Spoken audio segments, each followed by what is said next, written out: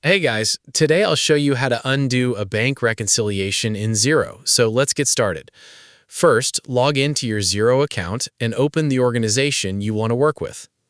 From the dashboard, go to Accounting and select Bank Accounts. Then choose the bank account where the transaction was reconciled. Next, find the transaction you want to undo.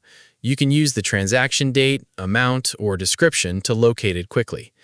Once you find the transaction, open it and look for the Remove and Redo option. Select it, then confirm that you want to remove the reconciliation.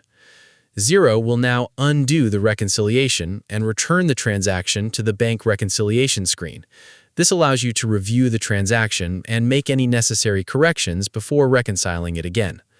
For example, if you selected the wrong account, tax rate, or matched the transaction incorrectly, you can correct those details before reconciling it again.